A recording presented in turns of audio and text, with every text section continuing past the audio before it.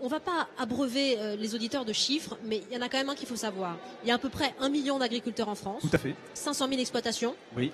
Quel est le pourcentage de jeunes et ceux qui vivent bien de leur production aujourd'hui? Est-ce qu'on peut faire déjà un panorama ainsi? Oui, alors il n'y a jamais eu aussi peu de jeunes dans cette profession. Vous avez à peu près 12 000 installations par an de jeunes de moins de 40 ans.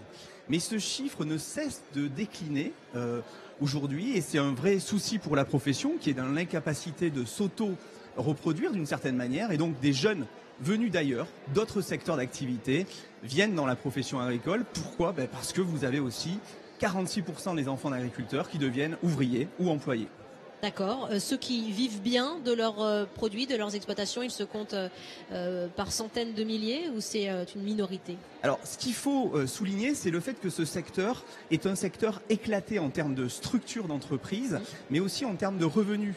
On peut vivre très bien de l'agriculture, comme on peut vivre difficilement de l'agriculture. Les écarts de revenus sont très très importants. Le revenu moyen, c'est 24 000 €, c'est-à-dire de résultats nets par actif agricole avant impôt.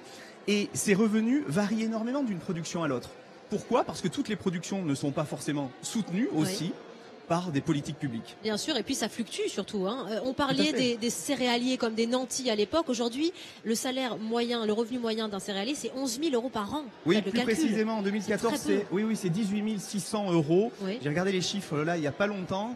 Et c'est vrai que c'est en baisse. Après avoir connu des progressions, ces revenus céréaliers chutent aujourd'hui, alors que dans d'autres secteurs, notamment le lait, c'est un peu mieux. Dans le lait, ça se stabilise, c'est un peu mieux, mais on part aussi de loin. Les conditions de travail sont pas si simples que ça. Donc, au-delà du revenu, il faut aussi intégrer toutes les difficultés inhérentes à la profession et puis au fait que cette activité, par-delà les crises économiques qu'elle traverse, eh bien, est sujette aussi à controverse.